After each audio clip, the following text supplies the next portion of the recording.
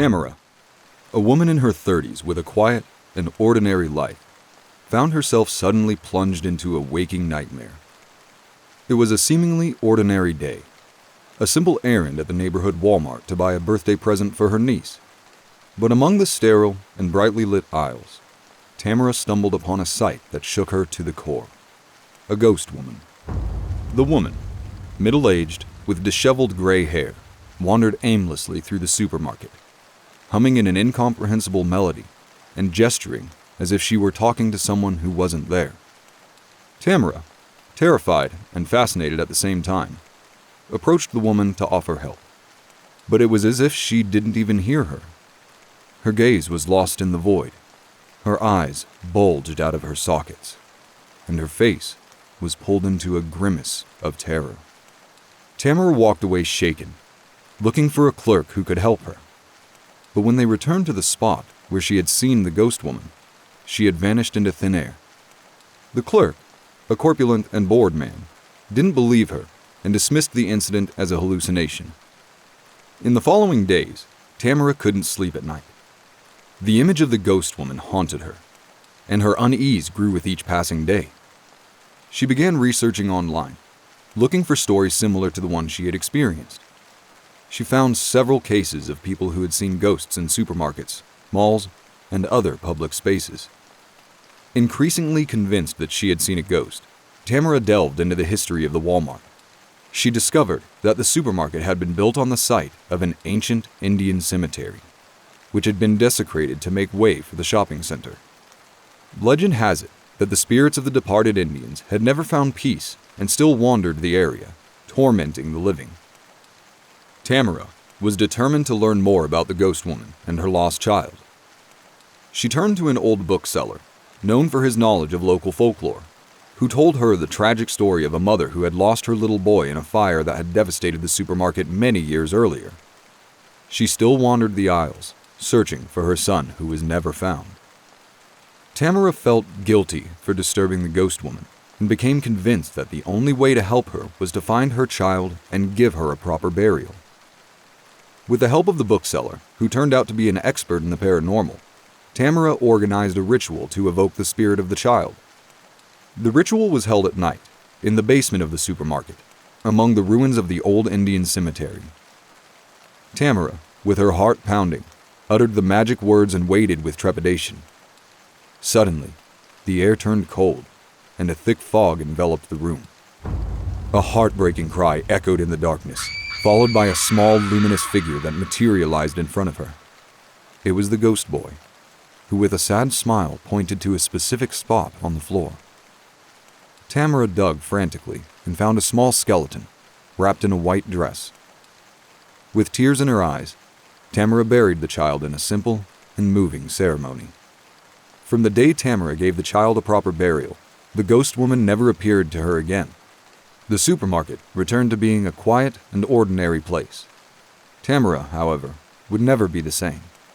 The experience had changed her deeply, making her more aware of the thin line that separates life from death, the real from the supernatural. Darkness enveloped the San Diego Walmart like a shroud. The neon lights, turned off one by one, left only the dim glow of emergency lights to illuminate the deserted aisles.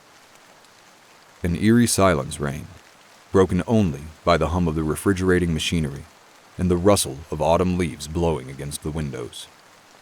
Michael, a middle-aged janitor with a passion for poetry and a sensitive soul, woke up with a start in his storage room. A faint moan, almost a whisper, had torn him from sleep. He looked around, confused and disoriented. The darkness was pitch black, and the only light came from a thin strip that filtered under the door. Driven by an irresistible curiosity, Michael got up and approached the door. He pressed his ear to the wood and listened intently. The moan became clearer, a female voice pleading from somewhere in the supermarket. "Help!" Michael stiffened. The voice was faint, but laden with pain and anguish. A shiver ran down his spine. Who could it be? And why were they still in the supermarket at that hour? Armed with only an old mop and his courage, Michael opened the door and ventured into the darkness. The moan grew louder, guiding him like a lifeline through the deserted aisles. The cold air pinched his skin, while a sense of unease grew within him. Illuminated by the dim glow of an emergency light, a female figure stood among the crates of fruit and vegetables. She was a young woman, with long brown hair and a face as pale as the moon. Her eyes were wide and staring, filled with an infinite sadness. Michael stood speechless, petrified with fear. The woman was dressed in a white dress, stained with dirt and blood. Her hands were cold and trembling. "Help me," she pleaded in a whisper. A strangled scream erupted from Michael's throat. He turned and ran away, terrified. The woman's moan chased him into his nightmares throughout the night. The following days were a torment for Michael. He couldn't forget the ghost woman and her heartbreaking plea. He was torn between fear and guilt. He had to help her, but how? Michael began investigating the ghost woman. He searched for information online, consulted books on the paranormal, and questioned his colleagues. No one knew anything about a woman who died in the supermarket, but everyone agreed that the produce department was haunted by disturbing presences. Driven by an invincible force, Michael returned to the produce department. The ghost woman was still there, waiting. This time, Michael didn't run away. He approached her cautiously and asked, "Who are you? What happened to you?" The woman told Michael her tragic story. She had been a college student, brutally murdered by a maniac right in the supermarket. Her body had never been found. Michael listened to the ghost woman's story with compassion. He promised to help her find peace and catch her killer. Together, they began an investigation to uncover the truth and finally bring justice to the woman. Michael and the ghost woman, who introduced herself as Sarah, combed through the supermarket looking for clues. Sarah remembered little of her murder, just a man with cold eyes and a shiny blade. Michael, using his knowledge of the supermarket and his intuition, tried to reconstruct the events of her tragic death. After days of fruitless searching, Michael found a hidden trapdoor in the back of the produce department. The trapdoor led to a dark and dusty basement, which the employees never accessed, and where Michael found an old trunk. Inside the trunk were Sarah's remains, along with a diary that told her story and the identity of her killer, the owner of the supermarket. Michael confronted the owner of the supermarket, an arrogant and unscrupulous man. Michael reported everything to the police. The man, caught red-handed, confessed to Sarah's murder and the murders of other women. He was arrested and sentenced to life in prison. With the capture of the killer, Sarah finally found peace. Her soul was finally able to rest, and her ghost vanished into thin air. Michael, though scarred by the experience, felt relieved to have helped bring justice to Sarah. Michael returned to his old life, but the experience with the ghost woman changed him forever. He had learned that the world is a mysterious place, and that sometimes the line between life and death is thinner than we think. He had also learned that courage and compassion are the most powerful weapons against injustice and evil.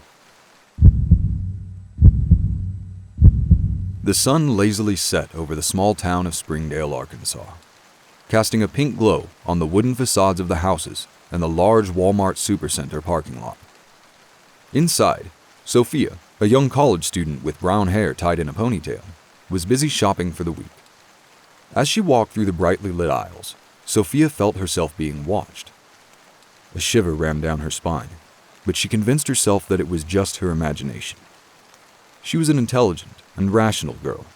She didn't believe in ghosts or stalkers. Yet, in the following days, the feeling of being followed became more insistent. A fleeting shadow at the edge of her vision. A rustling of clothes between the shelves that had no explanation. A silent step behind her that made her jump. Initially, Sophia tried to ignore these signs, dismissing them as stress from studying. But her anxiety grew day by day, turning into a constant fear that robbed her of sleep and concentration. One afternoon, while in the grocery department, Sophia turned around and saw a man staring at her from a distance. He was tall and thin, with a pale face and dark hair that covered his eyes. A chill ran down her spine. She was sure she had seen him before, but she couldn't remember where. Terrified, Sophia quickened her pace, trying to lose the man. She hid between the shelves, then headed for the checkout counter with her heart pounding in her throat. As she waited her turn, Sophia glanced over her shoulder furtively. The man was still there, a few feet away, staring at her with a disturbing intensity. When it was her turn, Sophia paid for her groceries and ran out of the Walmart, not even taking her shopping bag. The man followed her quickly, swallowed by the darkness of the parking lot. Sophia started to run, the terror giving her the strength to overcome her limits. The man was getting closer, his heavy breathing brushing the back of her neck. Sophia stumbled over a hole and fell to the ground, screaming in terror. The man reached her and grabbed her arm, squeezing with inhuman strength. "I finally found you," he whispered in a hoarse voice, an evil smile contorting his face. Sophia struggled to free herself, but it was useless. The man threatened her not to scream and to leave the supermarket together as if they had known each other for a long time. Outside the Walmart, he dragged her towards a white van parked at the back of the lot. He threw her inside and locked the door. Sophia was in the dark, trapped in a nightmare from which there seemed to be no escape. The van started up, the roar of the engine amplifying her terror. Sophia was in a panic. She thrashed furiously, trying to open the van door, but it was impossible. Tears streamed down her face as she prayed for a miracle. After a journey that seemed to last an eternity, the van stopped. Sophia heard the man get out of the vehicle and then approach her door. A glimmer of hope flickered in her heart. Maybe the man would let her go. But hope was quickly extinguished when the man opened the door and leaned in brandishing a knife with a gleaming blade. "It's time to play," he said with a cruel smile. Sophia huddled in a corner, terrified. The man approached, the knife shining in the dim light of the van. Sophia prepared for the worst, closing her eyes and praying for a quick death. But suddenly, a metallic clang echoed through the van. The man turned around sharply, a look of surprise on his face. Sophia opened her eyes and saw a tall, burly figure standing in front of her. It was the security guard who had been assigned to her after her reports. The guard had pointed his gun at the man, who was motionless, the knife still in his hand. "Let her go!" the guard shouted in a thunderous voice. The man hesitated for a moment, then lunged at the guard. The two men fought furiously, the van turning into a battlefield. Sophia huddled in a corner, trying to protect herself from the blows and screams. The terror was now a piercing pain that permeated every fiber of her body. After an exhausting fight, the guard managed to disarm the man and pin him to the ground. Sophia stood up trembling, her legs weak under the weight of the terror that had gripped her.